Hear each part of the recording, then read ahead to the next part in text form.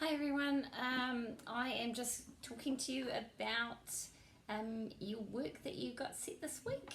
I hope everyone has been able to do a Henry Moore sculpture like we sent out on your emails last week. I hope everyone's doing really well. I hope it's working out really well for you at the moment on the online learning and that things are going okay. I wanted to take you through the next step of the sheet that was given to you. So the first one was to have a try at replicating one of Henry Moore's sculptures and putting the hatching technique onto it. So hopefully everyone's been able to do that, and you're all happy with that. So don't forget when it's due. It's due. Where is it? It's due Wednesday. Okay, so the 22nd. Sorry, I got all my dates wrong there. That's terrible. So hopefully everyone's okay with that. And you've all done that. And I am just going off, obviously I don't have a printer at home, so I'm going off my screen. So I'm going to the next stage, which is to draw the three of the following statue figures. 1, 2, 3, 4. You've got 4 of them.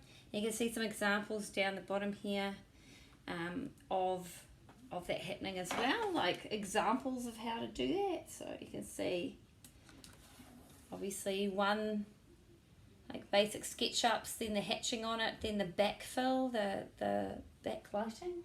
And so I want to show you a few techniques on how to do that hatching technique. We've already done hatching technique, but I just wanted to probably reiterate some important features, and hopefully from there you can get on and do your own work. Another factor is if you don't have a black pen, like the calligraphy pens or the dark pen, feel free to use your black pencil. And if all goes to custard, then use your pencil.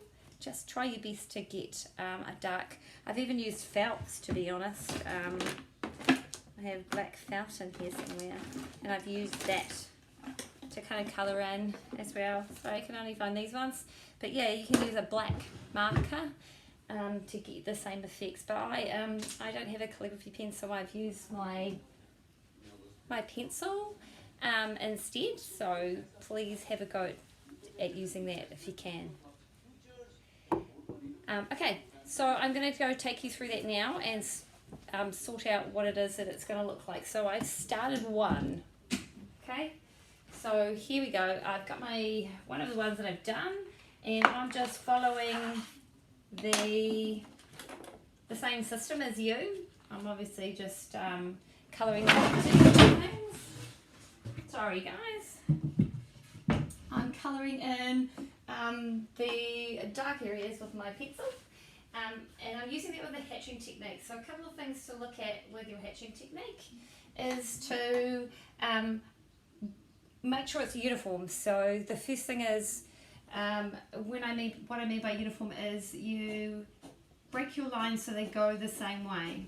There is a particular thing, if you do remember, that obviously putting them closer together makes it look darker, and putting them further away makes it look lighter. Okay, so that's going to be obviously an important factor in making this look realistic. So you can see where I've broken up parts and where I've put them close together and how that's worked, where it's making this look a lot more dense than say over here where it's broken up.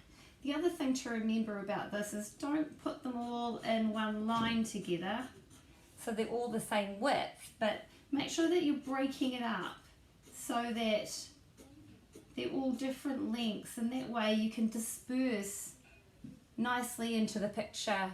So obviously if you've got a strong black space like this is in here, then go for it. Do colour in your shape, so colour in the dark parts, so just fully black. You can do that. But when you're talking about the grey parts, this is where this comes into play, where you want to really break it up so that you've got these parts that are slowly dispersing in either to dark or to light areas. So break them up.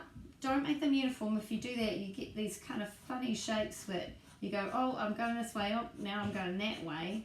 And instead of just doing one like this,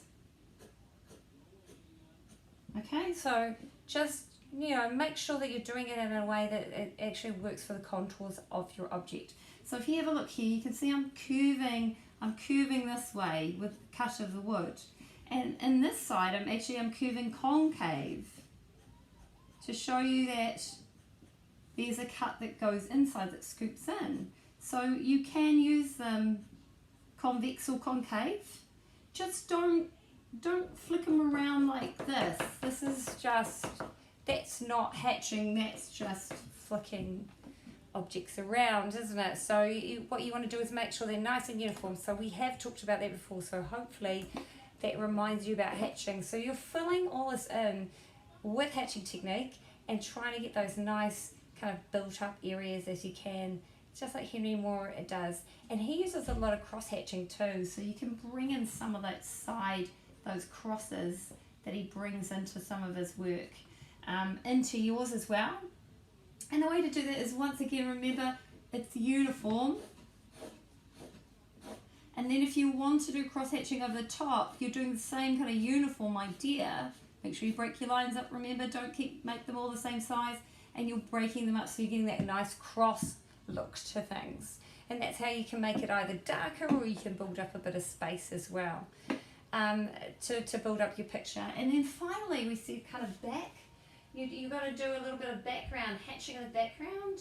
It says, okay, so it says, with your pen, make A5 size drawings of 3 of the following statue figures using the techniques of Henry Moore. So we've done that, kind of we're building out, we're making it.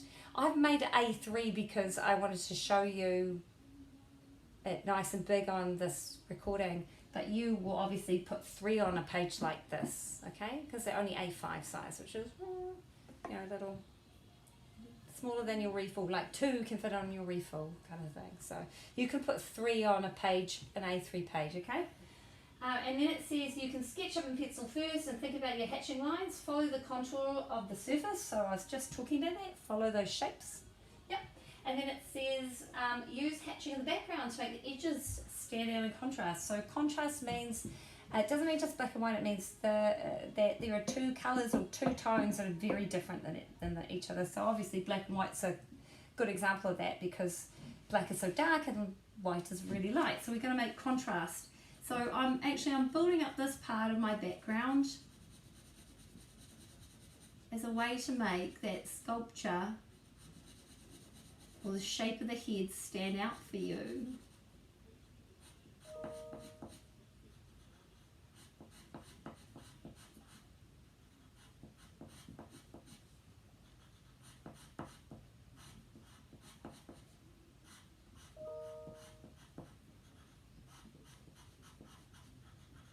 See how that starts to make that head just pop out?